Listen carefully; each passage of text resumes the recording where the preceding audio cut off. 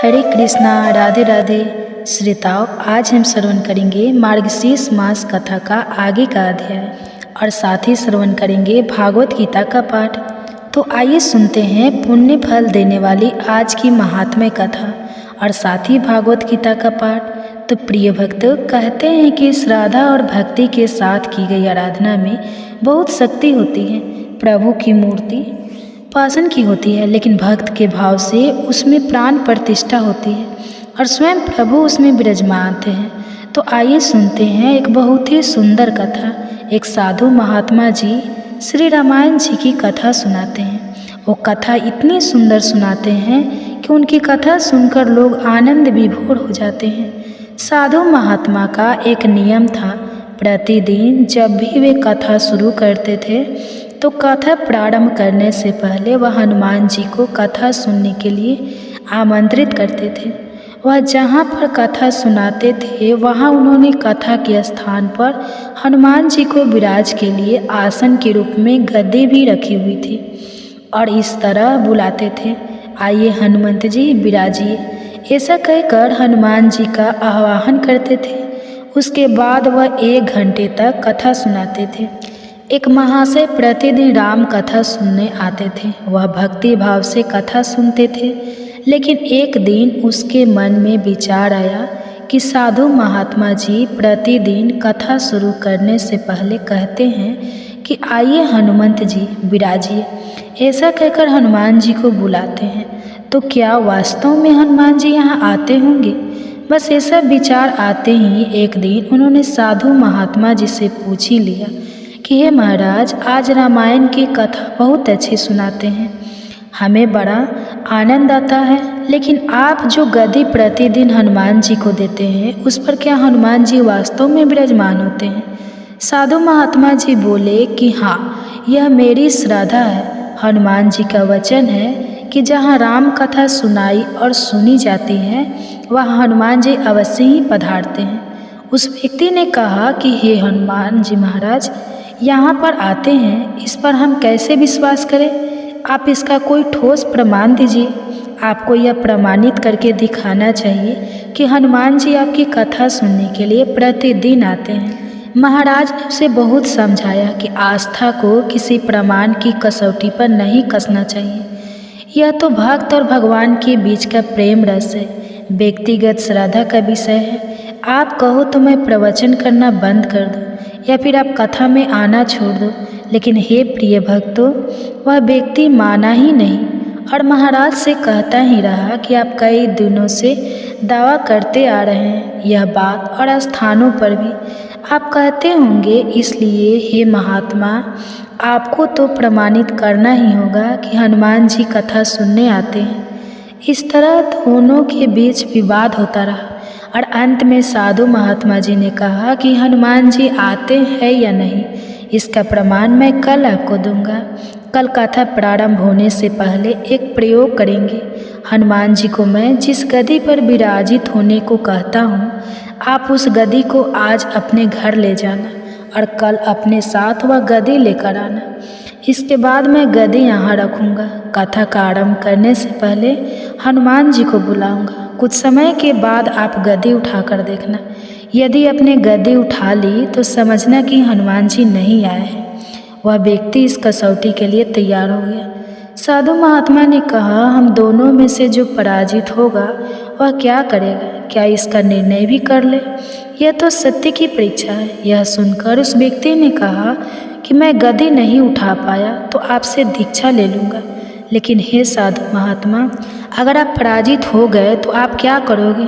फिर साधु महात्मा जी ने कहा, मैं कथा वाचन छोड़कर आपका सेवक बन जाऊंगा। हे प्रिय भक्तों, अगले दिन कथा सुनने के लिए बहुत ज़्यादा भीड़ इकट्ठी हो गई। सभी लोग भक्ति, प्रेम और विश्वास की परीक्षा देखने आ पहुँचे। साधु महात्मा और वह व्यक्ति कथा के स्थान पर आए। उस व्यक्ति ने गद्दी महाराज के हाथ में दी। प्रतिदिन हनुमान जी को विराजित होने के लिए जहाँ गद्दी रखते थे उसी स्थान पर वह रखे गए। महात्मा जी ने बड़े ही दुखी हृदय से मंगलाचरण किया और बोले, आइए हनुमान जी विराजिए। ऐसा बोलते ही साधु महाराज की आंखों में आंसू आ गए। मन ही मन महाराज बोले, हे प्रभु, आज मेरी नहीं आपकी ही परीक्षा है। मैं तो एक साधारण सा व्यक्ति हूँ। हे प्रभु, मेरी भक्ति और आस्था की लाज रखना। साधु महाराज ने प्रार्थना की और उस व्यक्ति को गद्दी उठाने के लिए निमंत्रण दिया। हे प्रिय भक्तों, सभी की आंखें गद्दी पर जम गई। साधु महाराज बोले कि हे महाशय, आप गद्दी उठाइए। उस व्यक्ति ने गद्दी उठाने के लिए हाथ बढ़ाया, लेकिन आश्चर्य की बात यह कि वह गद्दी को स्पर्श भी नहीं कर पा रहा था। जो भी कारण रहा हो, उसने 3 बार हाथ बढ़ाया, लेकिन तीनों बार गद्दी को छू भी नहीं पाया। महाराज जी भी देख रहे थे कि गद्दी उठाना तो दूर की बात है, व्यक्ति गद्दी को छू भी नहीं पा रहा। तीनों बार प्रयास करने पर वह पसीने से तरबतर हो गया। वह व्यक्ति समझ गया कि यह साक्षात हनुमान जी का ही चमत्कार है।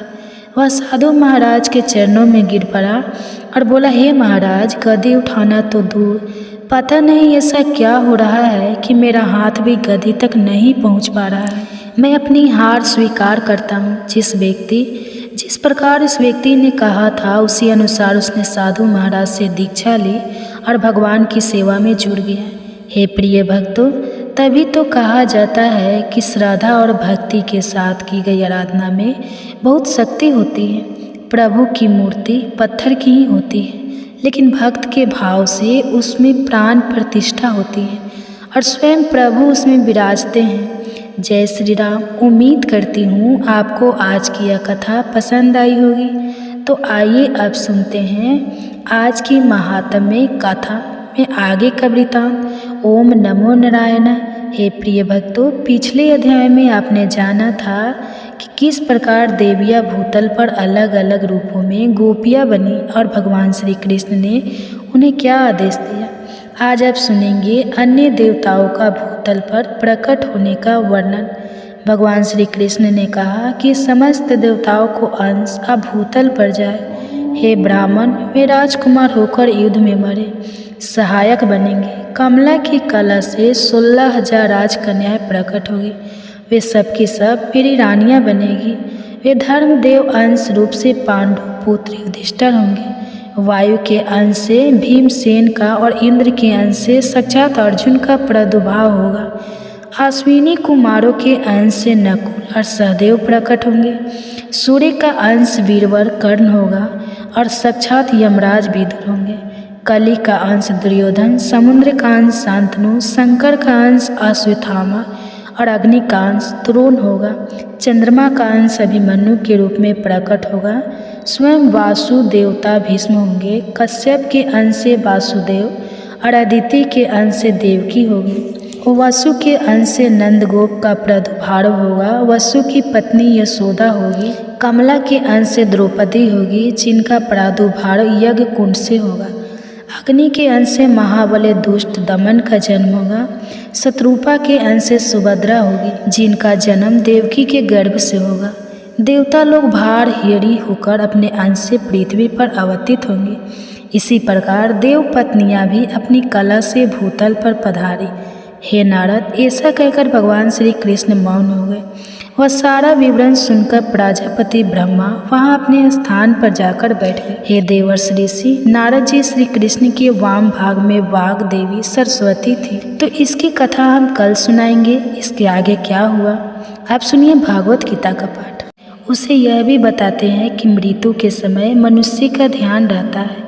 मृत्यु के बाद आत्मा पहुंचती है। परम गति से जाने के 2 मार्ग के बारे में बताते हैं और भगवान से पूछते हैं कि शीघ्र किसे कहते हैं तथा और जिस व्यक्ति ने अपने आप को वश में कर लिया है वह मृत्यु के समय तुम्हें परमात्मा भगवान यह प्रश्न सुनकर अर्जुन को समझाते हैं। परम सत्य है, ब्रह्मा अस्तित्व वस्तु इस सृष्टि का मूल है।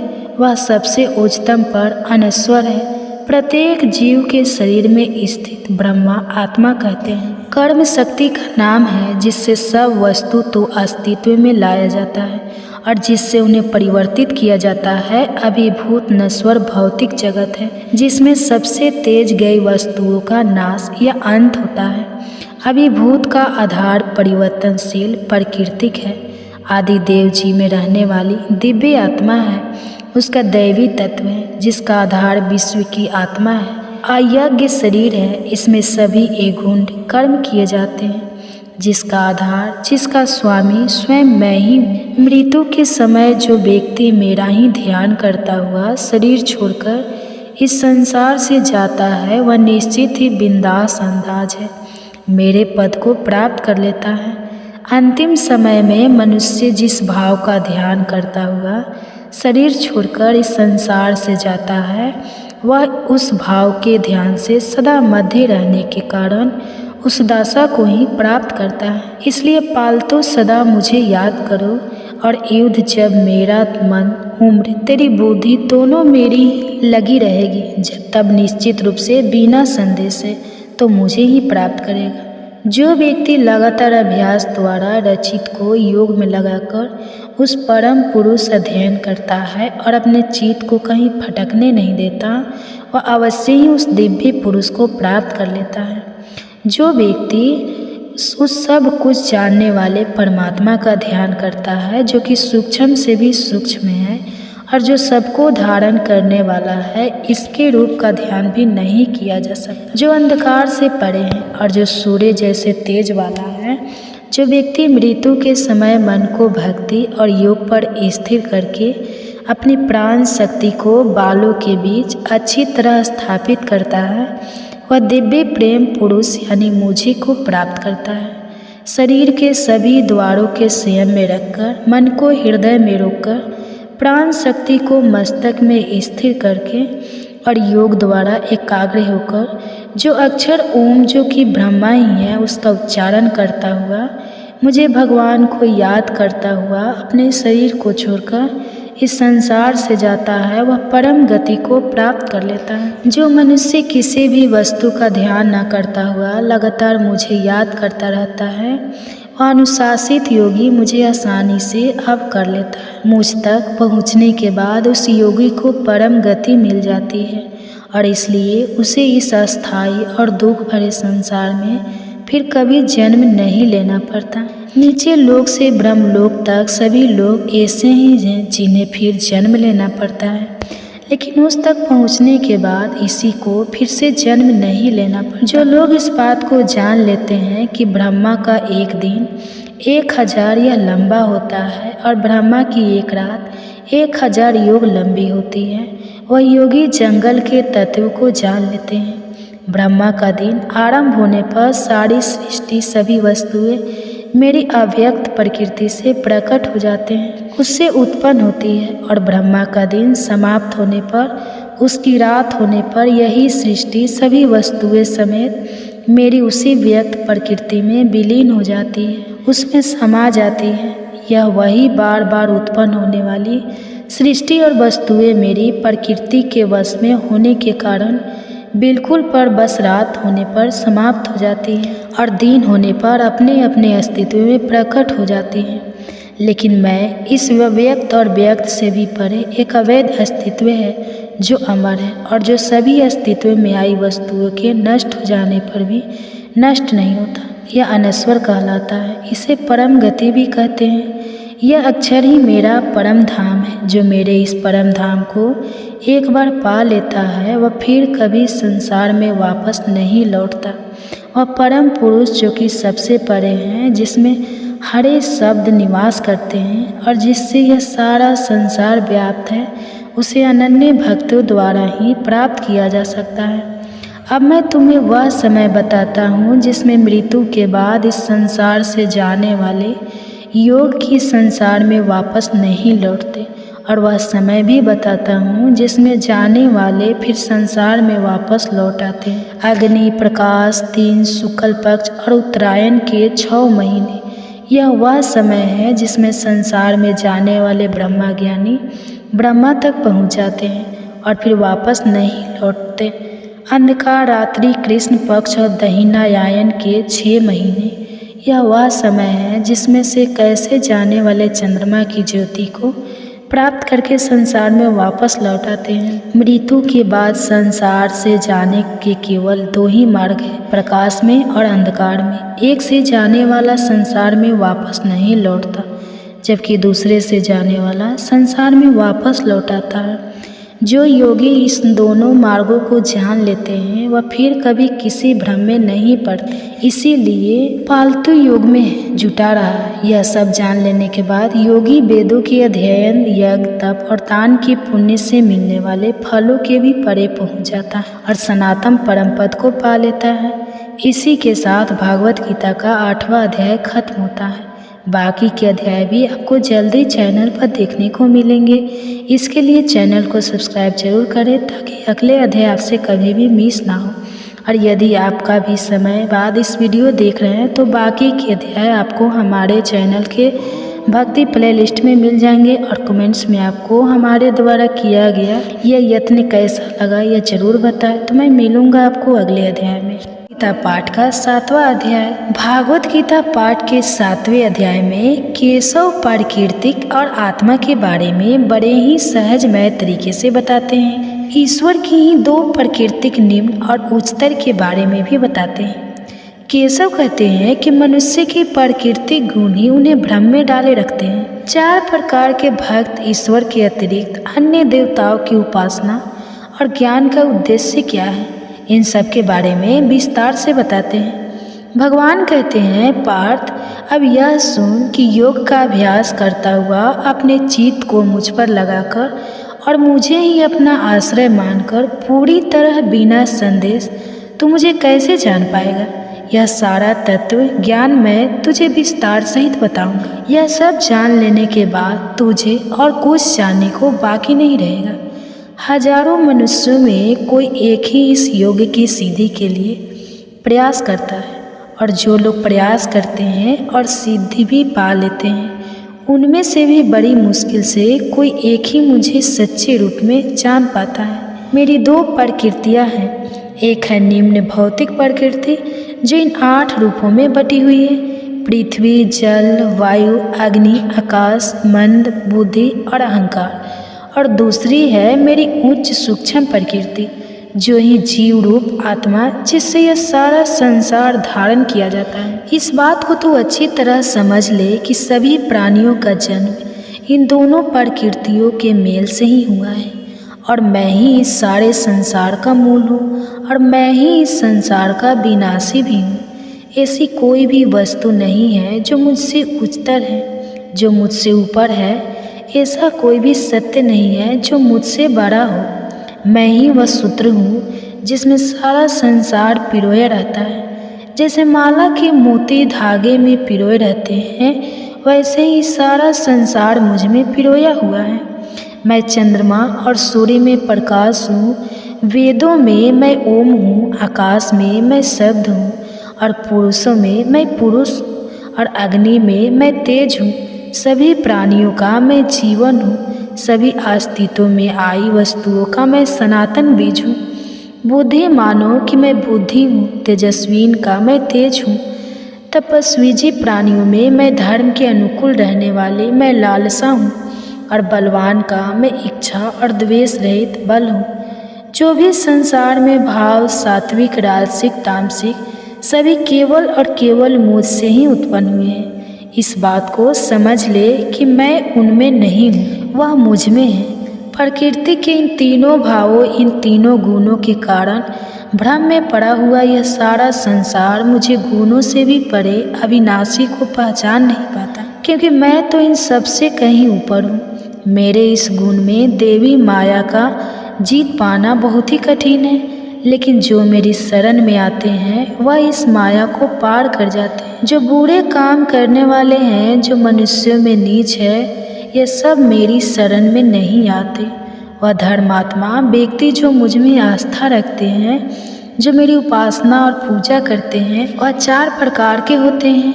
एक जो मुसीबत में हैं, जिन पर कोई विपदा आन पड़ती है। दूसरे एक जिज्ञासु जो मेरे विषय में जानना चाहते हैं। तीसरे धन दौलत और संतान आदि पाने के इच्छुक जो कि मेरे कुछ ना कुछ मांगना चाहते हैं। और चौथे हैं ज्ञानी जिन्होंने सत्य को जान लिया है। इन सब में ज्ञानी सबसे अच्छे हैं, क्योंकि वह सत्य को जानते हैं। वह ब्रह्मा के साथ जुड़े रहते हैं और उसकी भक्ति भी पक्की होती है। ज्ञानी को तो मैं बेहद प्रिय हूँ और ज्ञानी भी मुझे अत्यंत ही प्रिय हैं। वैसे मेरे में आस्था रखने वाले, मेरी पूजा उपासना करने वाले, मेरे चारों प्रकार के भक्त मुझे अच्छे हैं। लेकिन ज्ञानी को तो मैं ही समझता हूँ, उसे तो मैं अपना ही अंश मानता हूँ, क्योंकि पूरी तरह अपने आप को योग में लगाकर वह केवल मुझ में स्थित होकर मेरे साथ एक हो जाते हैं। वह उस अवस्था को पा लेते हैं जो मानव जीवन में सबसे ऊंचा है। बहुत से जन्मों के बाद जो ज्ञानी यह समझ लेते हैं कि जो कुछ भी है वह वासुदेव ही है, जो कुछ है वह ईश्वर ही है, तब यह जानकर मुझे प्राप्त कर लेते हैं। ऐसे महात्मा बहुत ही दुर्लभ होते हैं। लेकिन जिन लोगों के मन लालसाओं में फंसे हुए हैं, वह उन्हीं लालसाओं की पूर्ति के लिए अलग अलग देवताओं की अलग अलग विधि विधान से पूजा करते हैं। जो भक्त जिस भी रूप की उपासना करना चाहते हैं, उस रूप में मैं उनकी श्रद्धा को अटल कर देता हूँ।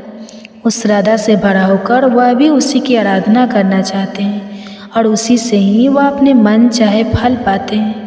जबकि वास्तव में फल तो मैं ही देता हूँ, लेकिन इन अल्प बुद्धि वाले लोगों को मिलने वाले ऐसे फल तो अस्थायी और नश्वान होते हैं। देवताओं की उपासना करने वाले देवताओं को पाते हैं और मेरी उपासना करने वाले मेरे भक्त अंत में मुझे ही प्राप्त करते हैं। जो लोग मेरे नाम बदलने वाले मेरे श्रेष्ठ रूप को नहीं जानते, वह लोग तो बुद्धिहीन होते हैं।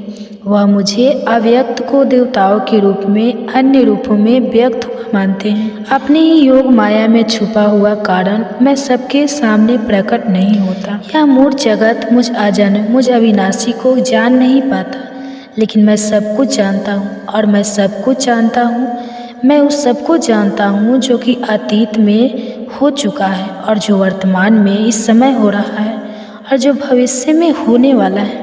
लेकिन मुझे कोई नहीं जानता। सभी प्राणी इच्छा और द्वेष से उत्पन्न सुख और दुख, लाभ और हानि, उन दुविधाओं के वश में होने के कारण भ्रम और अज्ञानता में फंसे हुए हैं। लेकिन जिन लोगों के पूर्व जन्मों और इस जन्म के पुण्य से सारे पाप नष्ट हो गए हैं, वह सब इस दुविधा के भ्रम से मुक्त होकर अपने व्रतों में स्थित रहते हुए मेरी उपासना करते हैं। वह लोग जो मुझ में शरण लेते हैं और जो जीवन मरण के चक्कर से मुक्ति पाने के लिए प्रयास करते रहते हैं, वह संपूर्ण ब्रह्मा को, संपूर्ण आत्मा को और कर्म के बंधन में सब बातों को जान लेते हैं। वह लोग जो कि मुझे इस रूप में जानते हैं कि मैं ही वह एक हूँ जो इस भौतिक जगत का, सभी देवताओं का, सभी यज्ञों का नियम और नियंत्रक हूँ।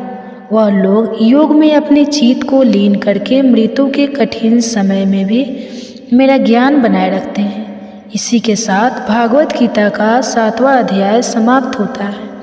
बाकी के अध्याय भी आपको जल्द ही चैनल पर देखने को मिलेंगे। इसके लिए चैनल को सब्सक्राइब जरूर करें ताकि अगले अध्याय आपसे कभी भी मिस ना हो। और यदि आप काफ़ी समय बाद यह वीडियो देख रहे हैं तो बाकी के अध्याय आपको हमारे चैनल की भागवत गीता प्लेलिस्ट में मिल जाएंगे। और कमेंट्स में आपको हमारे द्वारा किया गया यह यत्न कैसा लगा यह ज़रूर बताएं। तो मैं मिलूँगी आपको अगले अध्याय में। भगवान शरीर और मन के निरंतर जागरूक रहने की आवश्यकता के बारे में बताते हैं। आत्म उद्धार ध्यान योग के उपाय, ध्यान योगी के लक्षण, मन की चंचलता का प्रशिक्षण और उसी मन को वश में करने के उपाय के बारे में भी बताते हैं। श्री कृष्ण अर्जुन से कहते हैं, जो मनुष्य कर्म के फल की इच्छा ना रखते हुए अपने नियत कर्तव्य और अपने कर्म को करता रहता है, जो कि उसे करना ही चाहिए, वही योगी है, वही सन्यासी है। वह सन्यासी नहीं है जो यज्ञ करना बंद करते हैं और कोई भी कर्म ना करे। लेकिन भारत तो अनुशासित कर्म ही सन्यास समझ और यह भी जान ले कि कोई भी व्यक्ति अपने स्वार्थ, अपनी सभी इच्छाओं और अपने कर्मों के फल को त्यागे बिना योगी नहीं बन सकता। जो मुनि योग तक पहुंचना चाहता है उसके लिए निष्काम कर्म को साधन बताया गया है। जब वो योग तक पहुंच जाता है तब वहाँ उस योग में टिके रहने चाहिए और वहाँ से आगे बढ़ने के लिए शांति और स्थिरता कुछ साधन बताया गया है। जब मनुष्य इंद्रियों के विषय में या कर्मों में लिप्त होकर उसमें नहीं उलझता और जब मैं अपनी सभी इच्छाओं को त्याग देता है, तब कहा जाता है कि उसने योग को पा लिया है, तब हे योगी कहलाता है। मनुष्य को अपना उद्धार स्वयं ही करना चाहिए और उसे अपना उद्धार स्वयं ही करना होगा। वह मन के द्वारा अपने आप को ऊपर उठाए और अपने मन को कभी नीचे ना गिरने दे, क्योंकि मनुष्य का मन ही उसका शत्रु है और यही मन उसका मित्र भी है। जिसने भी अपने मन को जीत लिया है उसने अपने मन पर काबू पा लिया है, उसका मन ही उसका सबसे बड़ा मित्र बन गया है। लेकिन जो अपने मन को जीत नहीं पाया है उसका मन उसी के काबू में नहीं है, उसका अपना मन ही उसका सबसे बड़ा शत्रु है। जब मनुष्य अपने मन को जीत लेता है और मन जीतने पर जब उसे पूर्ण शांति मिलती है तो उसकी आत्मा सदा समाधि में ही सीमित रहती है। वही सर्दी और गर्मी में, मान और अपमान में, समुद्र दुख में, इन सभी स्थितियों में शांति रहता है। जिसकी आत्मा ज्ञान और विज्ञान अर्जित और अनुभूत यह दोनों प्रकार के ज्ञान से तृप्त हो गई है, जो स्थिर है और जिसने अपनी इंद्रियों को जीत लिया है, इसके लिए मिट्टी, पत्थर, हीरे, ज्वारत, सोना और चांदी एक जैसे हैं। इस समदर्शी मनुष्य को योग युक्त कहा जाता है, अर्थात से भगवान से जुड़ा हुआ कहा जाता है। जो व्यक्ति सभी के एक साधु रहता है, सभी को एक समान ही देखता है, उस व्यक्ति को अधिक श्रेष्ठ माना जाता है। योगी को चाहिए कि वह एक आदमी अकेले बैठकर सावधानी से मन और आत्मा को वश में रखते हुए किसी भी प्रकार से काम ना करते हुए अपने मन को परमात्मा में एकाग्र करे। किसी अच्छे और स्वच्छ स्थान पर, जो कि ना ही बहुत ऊंचा हो और ना ही बहुत नीचा हो, उस पर अपना आसन बिछाकर और उसी पर बैठकर मन को एकाग्र करके चित्त और इंद्रियों को वश में करके आत्मा की शुद्धि के लिए योग्य अभ्यास करना चाहिए। अपना शरीर, अपनी गर्दन और अपने सिर को सीधा उसमें रखते हुए, बिना हिले डुले अन्य किसी भी दिशा में ना देखते हुए, अवचेतन मन से भय रहित ब्रह्मचारी व्रत का पालन करते हुए स्वयं से अपने मन को मेरी ओर मोड़ ले और केवल मुझ में ही ध्यान लगाकर मुझे ही अपनी भक्ति का परम लक्ष्य बनाए। इस प्रकार जिस योगी ने अपने मन को वश में कर लिया है, वह हमेशा योग में लगा रहता है, उस शांति और उस परम निर्माण को पा लेता है जो मेरे अंदर स्थित है, जो मेरे अंदर मौजूद है। वास्तव में योग उस व्यक्ति के लिए नहीं है जो कि बहुत ही अधिक खाता है, और न ही उस व्यक्ति के लिए है जो बिल्कुल ही नहीं खाता।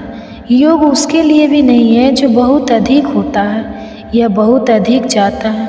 जिस व्यक्ति के आहार और विहार दोनों नियमित है, जिसकी सभी इच्छाएं और सभी चेष्टाएं है, इसका सोना उठना भी नियमित है, उस व्यक्ति में ऐसा अनुशासन आ जाता है जो उसके सभी दुखों का नाश कर देता है।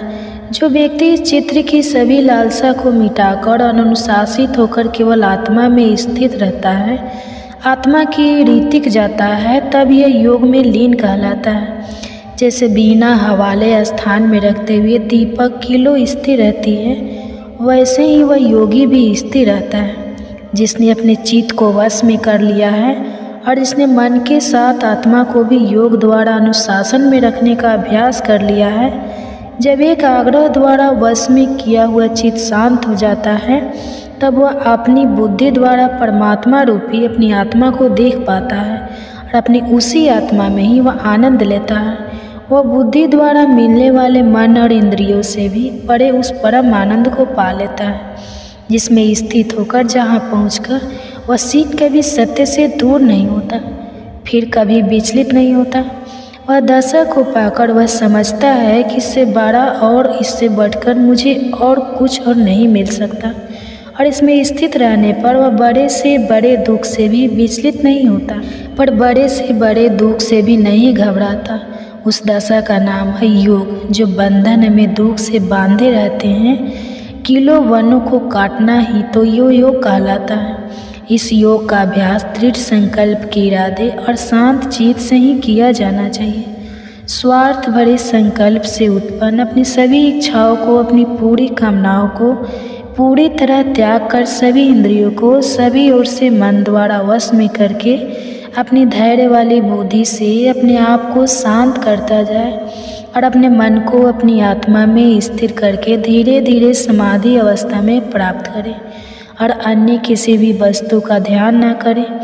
चंचल और अस्थिर मन जिस चीज़ और भागने लगे उस और वहाँ अपने मन को काबू में करके और फिर केवल आत्मा के वश में वापस ले आए। सबसे बड़ा सुख उस योगी को मिलता है इसका मन शांत है, इसके मन के कभी विकार निकल गए हैं, जो निष्पाप है, जो सभी पूर्व पाप कर्म से मुक्त हो गया है और जो परमात्मा के साथ एक हो गया है। इस प्रकार वह योगी जिसने अपने सभी पापों को दूर कर लिया है, जिसने आत्मा को सदा योग में लगाया हुआ है, और यह योगी सरलता से ब्रह्मा के स्पर्श से होने वाले परम में का अनुभव करता है। जो व्यक्ति योग नियुक्त हो गया है, जो सबको एक ही नज़र से देखता है, वह सभी प्राणियों में मुझ परमात्मा को निवास करते हुए और मुझ परमात्मा में सभी प्राणियों को निवास करते हुए देखता है। वह सबको और सब कुछ एक जैसा ही दिखता है। जो मुझे सब जगह आप सब जगह मौजूद देखता है और जो सब वस्तुओं को मुझ में व्यापक मुझ में ही मौजूद देखता है, उससे मैं कभी अलग नहीं होता और ना ही वह मुझसे कभी अलग होते हैं। जो योगी एक ही भाव में स्थिर होकर सभी प्राणियों के हृदय में मुझे यानी परमात्मा को मौजूद मानकर मेरी उपासना करता है, वह चाहे कितना भी कार्यशील क्यों ना हो, चाहे कितना भी काम क्यों न करता हो, फिर भी वह मुझ में ही निवास करता है। जो व्यक्ति प्रत्येक वस्तुओं को अपने जैसा ही समझकर समान दृष्टि से देखकर वह सबको अपने जैसा ही समझता है, वह चाहे स्वयं सुख में हो या दुख में हो। जो दुख को समान भाव से देखता है, जो दुख को एक जैसा ही समझता है, वह पूर्ण योग समझा जाता है। श्री भगवान के यह वचन सुन अर्जुन से कहते हैं, 10 आपने जो मन की क्षमता वाला योग बताया है, मन की चंचलता के कारण मुझे उस पर अमल करना बहुत ही कठिन लगता है। वह यह मन तो बहुत ही चंचल है, यह बहुत ही तेज, बलवान और जटिल है। मुझे तो यह लगता है कि इस मन को वश में करना हवा को वश में करने के बाद यह बहुत अधिक कठिन है। श्री भगवान उत्तर देते हैं, तुम ठीक कह रहे हो, पर यह मन तो बड़ा ही चंचल है और इस चंचल मन को वश में करना बेहद कठिन है। फिर भी तू जान ले, यह लगातार अभ्यास और वैराग्य द्वारा इस मन को वश में किया जाना संभव है। मैं यह भी मानता हूँ कि इसके लिए योग को प्राप्त कर पाना बेहद कठिन है। जिसने अपने आप को संयत नहीं किया है, लेकिन असंयत व्यक्ति दृढ़ संकल्प द्वारा अपने मन को वश में कर सकता है और उनके मन में एक और शंका उभरती है और वह केशव से कहते हैं, हे केशव, जो व्यक्ति श्रद्धावान होते हुए भी तेरी भक्ति करते हुए भी चंचल मन वाला होने के कारण नेताओं को वश में नहीं कर पाता और योग के मार्ग पर चलने के बाद इस मार्ग को भटक जाता है और सीधी तरह नहीं पहुंच पाता, उसकी क्या दशा होती है। आध्यात्मिकता और भौतिकता दोनों स्थान से भ्रष्ट होकर किसी भी स्थान पर मजबूती से टीका ना हो पाने के कारण वो ब्रह्मा की ओर जाने वाले मार्ग से भटककर छीन भिन्न फटे हुए बादल कीर्तन कहीं नष्ट तो नहीं हो जाता। आप मेरा यह सन है पूरी तरह मिटा दो, क्योंकि आपके सिवाय कोई नहीं है जो मेरे इस संदेश को दूर कर सके। भगवान उसे समझाते हैं, सुन पार्थ प्यारे मित्र, जो व्यक्ति अच्छे कर्म करता है, जो अच्छाई के मार्ग पर चलता है, उस व्यक्ति की कभी दुर्दशा नहीं होती। उसका ना तो इस लोक में और ना ही परलोक में विनाश होता है। जो व्यक्ति योग के मार्ग से भटक जाता है वह पुण्य आत्माओं के लोक में जाता है और वहाँ कई वर्षों तक रहने के बाद वह फिर से सदाचारी लोगों के जन्म घर लेता है। ऐसा जन्म इस संसार में बहुत ही दुर्लभ है। वह अपने पूर्व जन्मों में विकसित किए हुए ब्रह्मा के हाथ जोड़ने की सभी देर संस्कारों को फिर प्राप्त कर लेता है और यहाँ के आरंभ फिर पूर्णता पाने के प्रयास में लग जाता है। योग के मार्ग में भटका हुआ ऐसा व्यक्ति, ऐसा योग भी अपने पूर्व जन्मों के अभ्यास में होने के कारण आगे ले जाया जाता है और योग का ज्ञान प्राप्त हो जाने पर ऐसा जिज्ञासु वैदिक नियमों पर पहुंच जाता है। लेकिन जो योगी सब पापों से शुद्ध होकर अपने आप को कठोर परिश्रम से पूर्ण बनाने का प्रयास करता है और वह अपने अनेक जन्मों के परिश्रमों से प्राप्त सिद्धि के कारण आगे ले जाया जाता है और अंत में वह सीधी और परम गति को ही पा लेता है। योगी तपस्वियों से बड़े हैं, वह ज्ञानियों से भी बड़े माने जाते हैं और वह सकाम कर्म करने वालों से भी बड़े हैं। इसलिए तू पार्थ योगी ही बन। सभी योगियों में भी मैं इस योगी को सबसे बड़ा योगी मानता हूँ, जो अपनी संपूर्ण आत्मा को मुझ पर पूरी तरह से समर्पित करके पूरी श्रद्धा और निष्ठा से मेरी उपासना करता है। इसी के साथ भगवत गीता अध्याय 6 खत्म होता है। बाकी के अध्याय भी आपको जल्दी चैनल पर देखने को मिलेंगे। इसके लिए चैनल को सब्सक्राइब जरूर करें ताकि अगले अध्याय आपसे कभी भी मिस ना हो। और याद काफ़ी समय बाद इस वीडियो को देख रहे हैं तो बाकी के अध्याय आपको हमारे चैनल के भागवत गीता प्लेलिस्ट में मिल जाएंगे। और कमेंट्स में आपको हमारे द्वारा किया गया यह तंत्र कैसा लगा ज़रूर बताएं। तो मैं मिलूँगी आपको अगले अध्याय में। 5वें अध्याय में भगवान कर्म फल और त्याग कर्म योगी के लक्षण, कर्म मार्ग और योग त्याग मार्ग और योग, इन सब के बारे में बड़े सुंदर तरीके से बताते हैं। और जो उनके 100 से कहते हैं केशव, पहले आप त्याग की प्रेरणा देते हैं और फिर निस्वार्थ कर्म करने की प्रशंसा करते हैं। अब आप ही मुझे सही बता दें कि दोनों मार्गों में कौन सा मार्ग अधिक अच्छा है। भगवान बड़े ही सीधे तरीके से उत्तर देते हैं। पाठ्य कर्म का संन्यास और कर्म को निस्वार्थ भाव से करना, यह दोनों ही मार्ग आत्मा की मुक्ति की ओर ले जाने वाले हैं। लेकिन इन दोनों मार्गों में से कर्म को त्यागने से कर्म को निस्वार्थ भाव से करना कहीं अधिक अच्छा है। जो व्यक्ति ना तो कर्म के फल की इच्छा करता है और ना ही कर्म के फल से ग्रहण करता है, यह समझना चाहिए कि उसमें सदा संन्यास की भावना भरी हुई है। क्योंकि सभी धंधों और सभी प्रकार की दोनों से मुक्ति होने के कारण वह संसार बंधन सरलता और आसानी से टूट जाता है। संन्यास और कर्म करने को अलग अलग यानी बताते हैं, भले पंडित यह नहीं बताते तो कोई भी इनमें से किसी एक में भी अच्छी तरह से जुड़ जाता है। वह दोनों ही मार्गों का फल पाने का हकदार है। वह यह फल उसे मिलता भी है। कर्म का त्याग करने वाले जिस पद तक पहुँचते हैं, जिस स्थिति तक पहुँचते हैं, कर्म करने वाले भी उसी पद उसी स्थिति तक पहुँच जाते हैं। जो कोई भी इस बात को समझ लेता है कि संन्यास और कर्म के मार्ग एक ही हैं, वह सही समझता है। लेकिन संन्यास को योग के बिना प्राप्त कर पाना बेहद कठिन है। यह बिल्कुल घास के ढेर से सुई खोजने जितना कठिन है।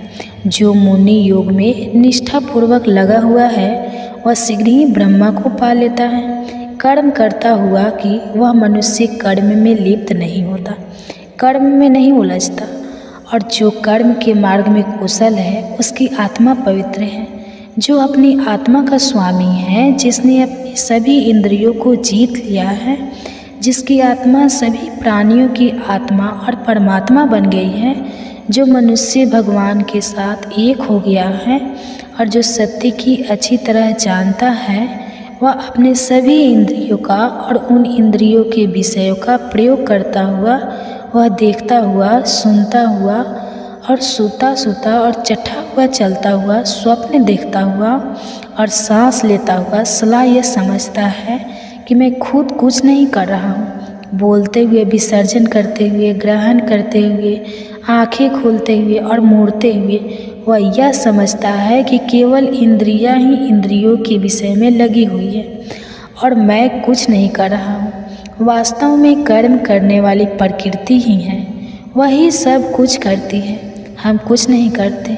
जो व्यक्ति लगा और आसक्ति को त्याग कर अपने कर्मों को ब्रह्म को समर्पित करके कर्म करता है, आप उसमें वैसे ही नहीं ठहरता जैसे पानी कमल के पत्ते पर नहीं ठहरता। योगी लोग आसक्ति को त्याग कर आत्मा की शुद्धि के लिए केवल शरीर, केवल मन केवल थी या फिर केवल अपने इंद्रियों द्वारा एक कर्म करते हैं। योग में लगी हुई आत्मा कर्म के फल में आ सकती है, अर्थात लगाव को त्याग कर सदा ही रहने वाली शांति को प्राप्त करती है। लेकिन जिनकी आत्मा ब्रह्मा से अलग है, जो ब्रह्मा के साथ एक नहीं हुई है, वह इच्छा द्वारा प्रेरित रहते हैं और कर्म के फल पर उनका लगाव फिर आता है और इसी कारण वह बंधन में सदा ही बने रहते हैं। जिस व्यक्ति में मन द्वारा सभी कर्म त्याग कर अपने प्रकृति को वश में कर लिया है, वह ना कोई कर्म करता हुआ और ना ही कोई कर्म करवाता हुआ इस 9 द्वार वाले शरीर रूपी नगर में निवास करता है। सर्वोच्च प्रभु आत्मा न तुम लोगों को कर्ता बनाती हैं और ना ही विक्रम करती है और ना ही वह उनको उनके कर्मों के फल द्वारा साथ छोड़ती है। यह तो इन वस्तुओं का स्वभाव ही है जो इन सब में स्थिर होकर इन्हें सब कुछ करवा रहा है। लेकिन मनुष्य के ज्ञान पर अज्ञानता का पर्दा पड़ा हुआ है, इसलिए प्राणी मोह में फंसे हुए रहते हैं। अपने के कारण वह सत्य को देख नहीं पाते। लेकिन जिन लोगों ने ज्ञान द्वारा अपने मोह और अपने अज्ञान का पर्दा हटा दिया है, उनके लिए ज्ञान उनकी आत्मा को वैसे ही प्रकाशित कर देता है जैसे सूर्य सारे संसार को प्रकाशित कर देते हैं, जिससे सब कुछ साफ साफ दिखाई देने लगता है और तब वह सत्य को देख पाते हैं। उस ब्रह्मा का विचार करते हुए अपनी पूरी अंतर आत्मा को उसी की ओर प्रेरित करते हुए, उसे अपना संपूर्ण हृदय से बनाते हुए उसे अपनी भक्ति का एकमात्र लक्ष्य बताते हैं। वह उस दशा तक पहुंच जाते हैं जहां से उन्हें फिर वापस नहीं लौटना होता और ज्ञान द्वारा धुलकर उनके सारे पाप साफ हो जाते हैं, उनके सारे पाप मिट जाते हैं। पंडित लोग इस ज्ञान और इस ज्ञान से उत्पन्न होने के कारण संसार के सभी प्राणियों को, जिनमें उच्च और निम्न स्कूल वालों को, स्त्रियों और पुरुषों और पशु और पक्षियों को, सभी को एक ही नज़र से देखते हैं, सबको एक जैसा ही समझते हैं। जिस व्यक्ति का मन सामने अवस्था में स्थिर हो गया है, अपने इस पृथ्वी पर ही इसी जीवन काल में ही संसार जीत लिया है। परमात्मा वास्तु दोष रहित है, दोस्तों से मुक्त है और सबके समान है, इसलिए ऐसे व्यक्ति परमात्मा में स्थिर है। मनुष्य को चाहिए कि वह अच्छा होने पर या अच्छी वस्तु प्राप्त होने पर आनंद न मनाए और कुछ बुरा होने पर भी उसे दुखी नहीं होना चाहिए। जो मनुष्य इस प्रकार मुक्ति पाने पर मोहित हो जाता है, वही ब्रह्मा को जान लेने वाला है और आखिरकार वह ब्रह्मा विस्तृत हो जाता है, वह ब्रह्मा मिस जाता है। जब आत्मा बाहरी स्पर्शों, बाहरी व्यक्ति या बाहरी वस्तुओं के प्रभाव में आए बिना और मुझे बिना सुख भोग करती है, तभी वह मनुष्य जिसने अपने आप को परमात्मा के योग में लगाया हुआ है, वह ऐसे सुख का आनंद लेता है जो कि अनंत है। भौतिक पदार्थों के भोग से उत्पन्न होने वाले सुख नहीं कहलाते थे। दरअसल वह दूसरों के घर है, वह अस्थायी होते हैं और वह आते